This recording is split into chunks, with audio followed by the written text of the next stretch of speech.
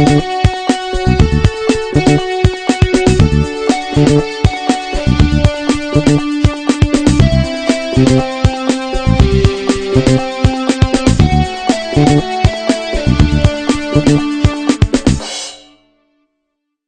everyone, welcome to the Daily Vlog. So on your iPhone, what third-party apps do you have on it? Well, yeah, the big news today is, of course, that there are going to be third-party apps for the iPhone. Not hacked third-party apps, but actually supported by Apple. Steve Jobs just announced minutes ago that they're going to have an SDK for third-party apps, probably out around February. It wasn't an exact date? Or just No exact date. He said basically it's taken them a long time to come up with a solution that's both secure and won't, allow for third-party apps that will, Well, they have to have the first two parties. Yeah. The first party was when they released it. So yeah, there's going to be some sort of security model and stuff, and application signatures. It doesn't really matter because there's plenty of, once it's open up, there's plenty of good third-party software companies that will probably develop really cool apps, including some of the ones that are already out there that'll probably then be adapted for the iPhone. Mm-hmm. So we got a while to wait, but boy, it's going to be interesting what's going to come out after that. So that basically makes the iPhone the Apple Palm Top?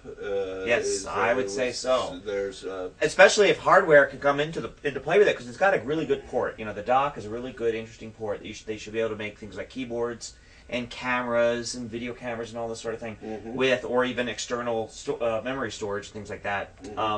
So that would be the HDK. Yeah.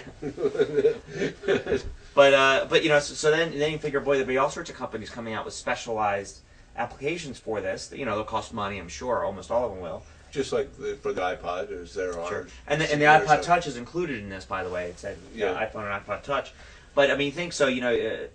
Inventory type devices with barcode scanners, or devices that doctors and nurses can use in hospitals. Not the probe, not the iPhone probe. No, but and then of course stuff that cool PDA type apps for you and me, maybe even media type applications that could do cool things, or web surfing stuff. There's even there's that cool third-party app that does is that virtual GPS that uses cell phone towers to locate where you are. And those things will be able to become official third-party apps you can buy and will be supported by a company. So the eMate 2 is probably not going to happen.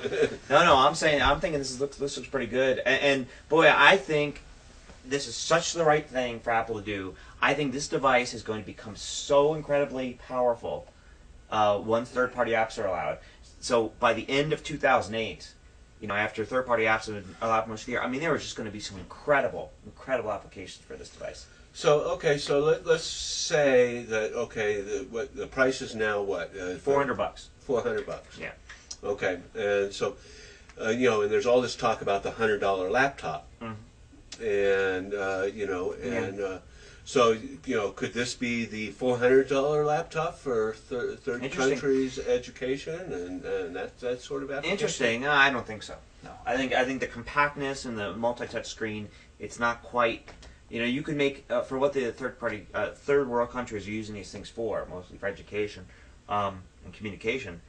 You could certainly go with cheaper parts and have for a larger device. You sacrifice size, but these things I think just are going to become incredible PDAs. I think Apple has a opportunity with the iPhone and iPod Touch, plus third-party applications, to just totally take over the PDA and cell phone market. I mean, there's been so much development, and they haven't even allowed third-party apps for the iPhone. So much development up to this point.